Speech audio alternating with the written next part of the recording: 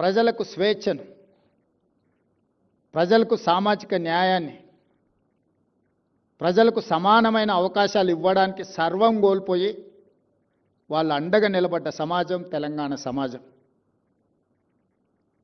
చాలామంది మేము ఉద్యమకారులం, ఉద్యమాల నుంచి వచ్చినామని చెప్పుకుంటూ ఉంటారు. కానీ నిజమైన ఉద్యమకారుడు ఎవరు? నేను ఉద్యమకారుని అని చెప్పుకోలే. దానికి ఉదాహరణే అందశ్రీ గారు. చెగువేరా నుంచి మొదలు పెడితే అందశ్రీ వరకు ఉద్యమంలో ప్రజలకు స్ఫూర్తినిచ్చి లక్షలాది మందిని ఉద్యమ బాటను నడిపించి విజయ పథం వైపు నడిపించిన వాళ్ళు సర్వం కోల్పోయారు. ఆస్తులు కోల్పోయారు, అంతస్తులు కోల్పోయినరు, వాళ్ళ కుటుంబాలు నిర్లక్ష్యానికి లోనైనాయి. కానీ కొద్దిమంది వ్యక్తులు ఉద్యమకారులమని చెప్పుకునే వాళ్ళకు టీవీలు వచ్చినాయి, పేపర్లు వచ్చినాయి, ఫామ్ హౌజులు వచ్చినాయి, వేల కోట్ల పెట్టుబడులు వచ్చినాయి. అయినా మేము ఉద్యమకారులమని చెప్పుకుంటూ ఉంటారు. ఈ రెండిటికున్న అంతరం ఏందో అందశ్రీ గారే చెప్పాలి. నాకైతే అర్థం కాలే ఇప్పటివరకు.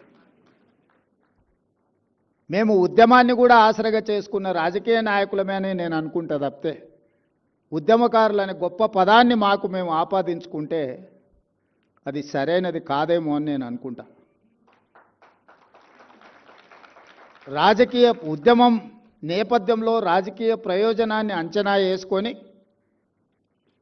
గాలి ఏ వైపు వీస్తుందో అంచనా వేసుకొని గాలికి అనుకూలంగా ప్రణాళికలు సిద్ధం చేసుకొని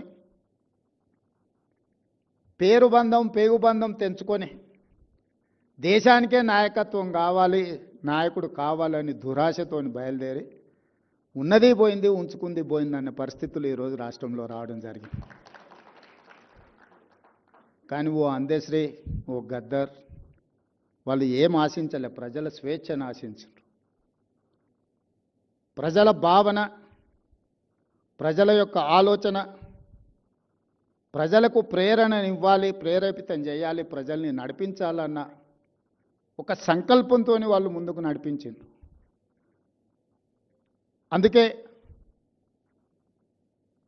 10 సంవత్సరాల ప్రతిపక్షంలో ఉన్నప్పుడు కానీ, అంతకంటే ముందు 10 సంవత్సరాలు తెలంగాణ ఉద్యమంలో ప్రజాప్రతినిధిగా పాల్గొన్నప్పుడు కానీ, ఈనాడు 20 నెలలు తెలంగాణ రాష్ట్ర ముఖ్యమంత్రిగా బాధ్యత స్వీకరించిన తర్వాత కానీ ఏ రోజు కూడా అందశ్రీ గారి పట్ల మొదటి రోజు ఉన్న గౌరవము ఈ రోజు వరకు ఆ గౌరవం పెరిగింది తప్ప ఎక్కడ తగ్గలే. ఈరోజు చాలామంది నీకు అధికారం వచ్చింది కదా, నిన్ను ఇబ్బంది పెట్టిన వాళ్ళని ఏదైనా చేయడానికి నీకు అవకాశం ఉంది కదా అంటే నేను చెప్పిన, నేను ఎవరిని శత్రువులుగా చూడను.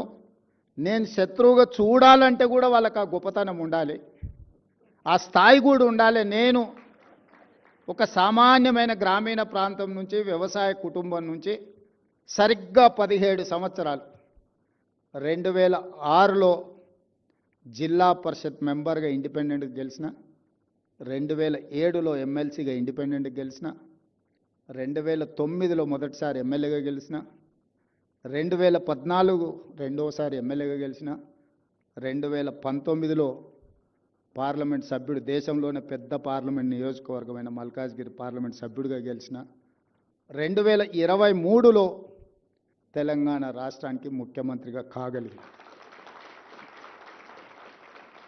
గ్రామీణ ప్రాంతం నుంచి, వ్యవసాయ కుటుంబం నుంచి, మధ్యతరగతి ఉమ్మడి కుటుంబంలో పెరిగిన నేను ఇంత గొప్ప అవకాశాన్ని 4 కోట్ల తెలంగాణ ప్రజలు ఇస్తే, ఈ అవకాశాన్ని 4 కోట్ల తెలంగాణ ప్రజల యొక్క సంక్షేమం కోసము, అభివృద్ధి కోసము, ఈ ప్రాంత అభ్యున్నతి కోసం ఉపయోగించకుండా నాకెవరో నచ్చలేదనో, నాకెవరి మీద కోపం వచ్చిందనో నేను ఈ అధికారాన్ని ఒకవేళ వినియోగిస్తే నాకంటే మూర్ఖుడు ఇంకొకడు ఉండడు అని నేను భావిస్తున్నాను. అందుకే ఈ